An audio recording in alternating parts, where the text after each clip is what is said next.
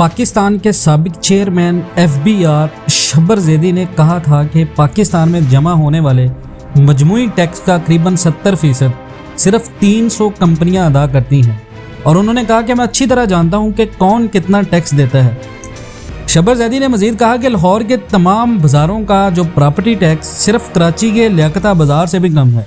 और शब्बर ज़ैदी ने अपने एक हालिया प्रोग्राम में ये बात कही है कि रियल एस्टेट गैर टैक्स शुदा रकम की पार्किंग अलॉट है, और उनका कहना था कि हमने सरकारी तौर पर टैक्स से बचने के लिए एक निज़ाम तैयार किया है।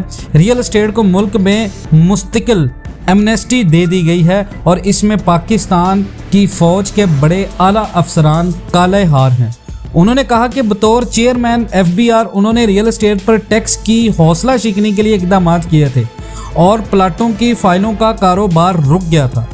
लेकिन मुझे चीफ ऑफ आर्मी स्टाफ, जो साबिक chief of army staff general Bajwa हैं, उन्होंने बुलाया और मेरे इक़दामात के ख़िलाफ़ सख्त शिकायत करते हुए कहा कि ये आप क्या कर रहे हैं, ये हमारे लोगों का कारोबार है, आप दूसरे प्रोजेक्ट्स के ऊपर टैक्स लगाएं, लेकिन आप रियल एस्टेट में DHA समेत हमारे जितने भी मंसूबे हैं उनके ऊपर टैक्स ना लगाएं।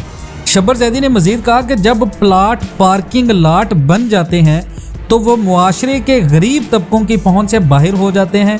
उन्होंने तजवीज़ पेश की कि अगर ज़मीन के प्लाट पर कंस्ट्रक्शन नहीं की जाती तो इसे ज़ब्त कर लिया जाए, जबकि GORZ और गवर्नर हाउस को ख़त्म कर दिया जाए। शब्बर ज़ैदी का मज़ीद कहना था कि पाकिस्तान में इस वक्त जितनी भी रियल एस्टेट कंपनी है उनमें से 70% टैक्स सिर्फ वही कंपनियां अदा कर रही हैं जो कि रजिस्टर्ड हैं, लेकिन जितने भी बड़ी बड़ी सोसाइटीज़ हैं, बहरिया टाउन है, DHA है, इनकी जो बाकायदा टैक्स अमाउंट बनती है रेवेन्यू की वो जमा नहीं करवाई जाती। और रियल एस्टेट में ये बात बड़ी हलचल मचा रही है, और रियल एस्टेट में जो सेक्टर है, जो गैर टैक्स शुदा पैसे की जो पार्किंग लाट है, उनका बिल्कुल मज़ीद ये बात बिल्कुल ठीक है। उनके मुताबिक था कि फेडरल बोर्ड ऑफ रेवेन्यू के मुताबिक भारी टैक्स देने का दावा करने वाले जो कारोबारी अफराद हैं या कारोबार हैं उनको शटअप कर देना चाहिए, उनको शटअप कॉल दे देनी चाहिए। उनका मज़ीद कहना था कि पाकिस्तान में जमा होने वाले मजमूई टैक्स का 70% सिर्फ 300 कंपनियों ने अदा किया है। और उनके साथ ही उनके मज़ीद जो ख्याल थे रियल एस्टेट के बारे में ये थे कि जितना भी रियल एस्टेट के ऊपर टैक्स लगाया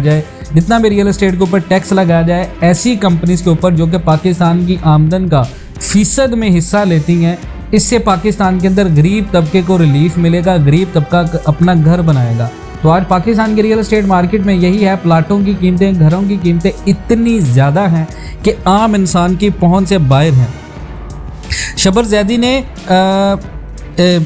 बिल्कुल जो परफेक्ट बात की है वो ये है कि जो भारी टैक्स अदा करने के दावे करते हैं पाकिस्तान में वो बहुत ज़्यादा कम लोग हैं, लेकिन पाकिस्तान में बहुत ज़्यादा टैक्स हैं और कोई जो है वो डिविडेंड नहीं है।